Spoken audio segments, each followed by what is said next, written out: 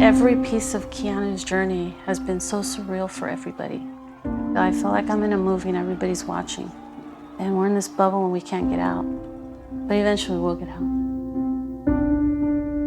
When you have a kid that's never had any problems with his vision, 20/20 vision, no problems, and all of a sudden he has double vision, and when they say it's a concussion and it's game after game, and then dad's like, you know what, they didn't hit him that hard. How could it be a concussion? It was just things weren't adding up for us. He knew how to walk. He was walking before, and now he has to relearn all that. I have never worked with somebody like him. I have never had to teach somebody how to walk except my kids. If you think about the hand that he has been dealt, sad to say most people would have gave up on it a long time ago, but not this kid.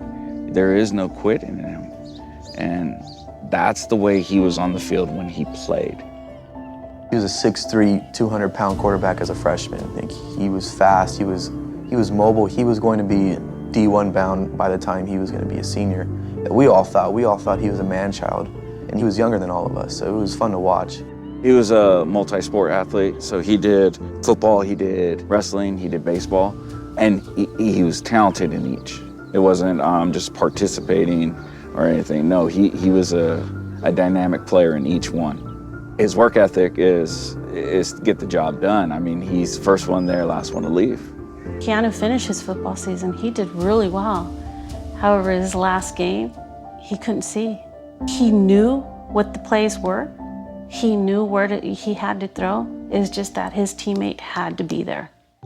After visiting multiple doctors and getting frustrated by one misdiagnosis after another, the Linnells finally learned that what Keannu was struggling with was not a concussion.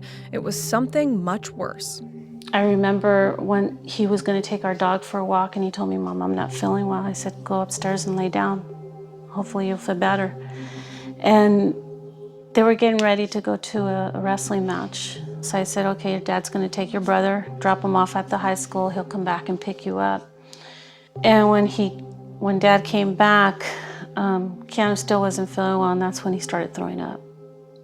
And that's why I told his dad, I said, we're going to the emergency room. And that's when the day we were told that he had a mass in his brain. And I'm like, oh, what does this mean?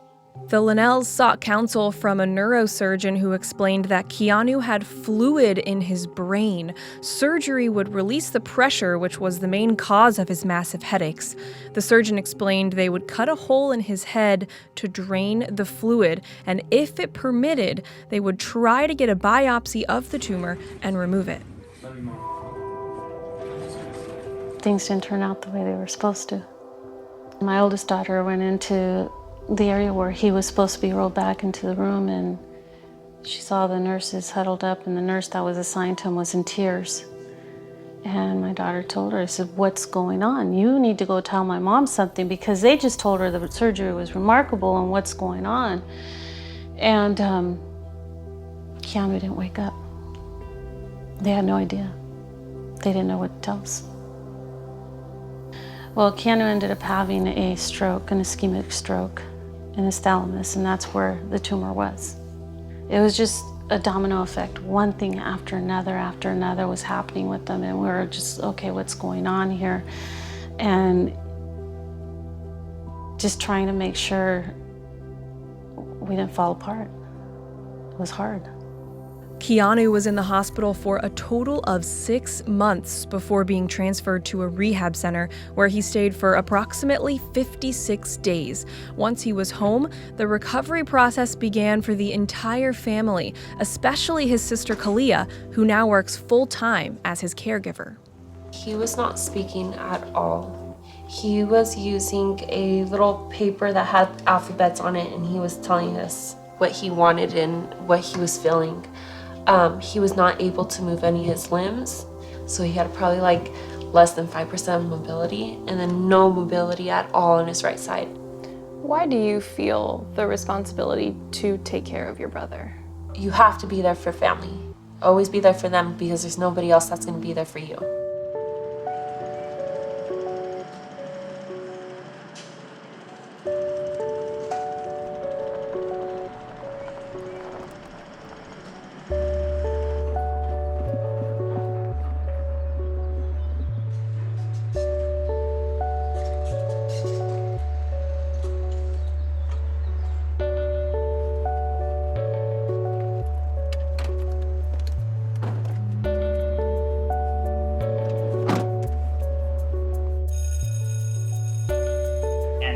Running announcements for Thursday, May 2nd. Quote of the day. If you have a positive attitude and constantly strive to give your best effort, eventually you will overcome your immediate problems and find you are ready for greater challenges. Yes. We're actually getting a lot of stuff done during school. We're actually a team. Give your best educated answer. What do you feel like a piece would mean?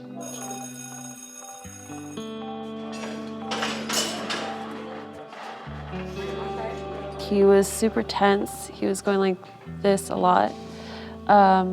His hands now where I can have it straight. And if I do this, he's able to bend it a little bit more. If I don't, his arm will be tense all day. There you go. I'm lifting up a 170-pound boy to help him learn how to walk. Go like this and squat. It's definitely a journey for us. It's a learning process for both of us. He's learning about himself, and I'm also learning new things about him. She's been there every step of the way, and we all respect her as like, that's his caregiver. Like without her, he would be in a dark place because she's helped him out so much. Like it's incredible. Okay, straighten out that arm. I can definitely say it's rough going through this process mentally for us. Not just for him, it's a mental journey, I think, for all of us. Sorry.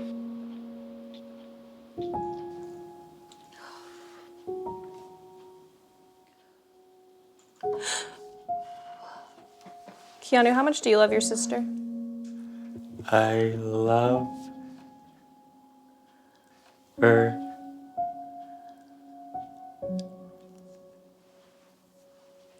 from here to there.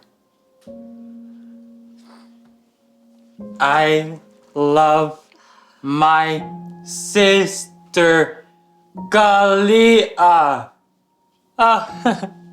Stop, you're making me cry. I wasn't supposed to cry. I love you too. She's taken it on fully. She knows her brother.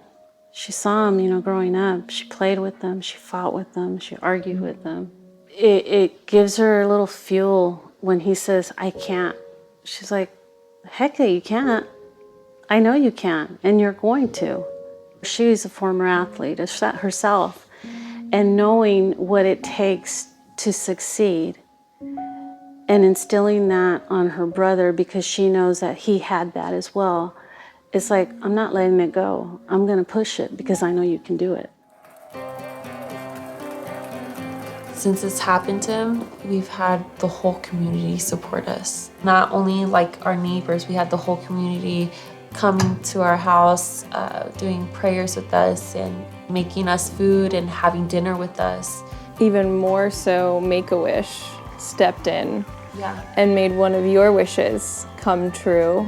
Keannu came in and he had one wish, and he was very dead set on the fact that this was his wish, that he wanted to play football again with his teammates. To want to play again, I think kind of made our hearts stop. We partnered up with a VR team and said, we've got to make this happen. Remember, we're all here for Keannu.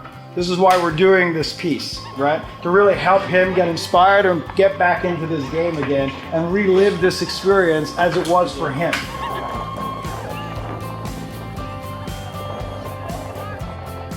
They put on me a helmet and I saw myself in the screen. Ladies and gentlemen, I bring to you number 5, Keannu Linnell. Chest up, young soldier.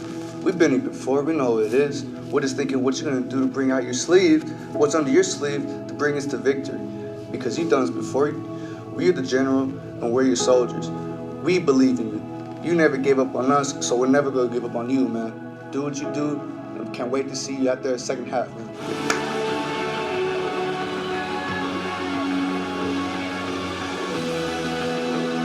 Gentlemen, the crowd rises to their feet. They're chanting, Nanu, Nanu, Nanu. He wanted to play football so bad. The fact that Make-A-Wish brought it to him in a way that he will probably remember for the rest of his life. And we were all able to be a part of it. Nice. There you go. More. Physically, he's healthy. He is healthy. He's cancer-free? He's cancer-free at this point. I don't know what's going to happen. But as far as I can see, I can only plan for today for him. And my plan for today is for him to continue progressing. I want you to get better. I want you to start walking. I want you to be normal. I want you to play football again. So I'm gonna push you as hard as I can. I have something to do and I need to finish it. It's inspired me that to take what I have, don't take it for granted, because something's not going my way in my life. I gotta keep pushing through, try to be a fighter just half as much as Keannu is. I hope Keannu pulls off his comeback, just like any quarterback would do in the last 2 minutes of the fourth quarter. Pull off the comeback and show everybody that he's still here. Ready?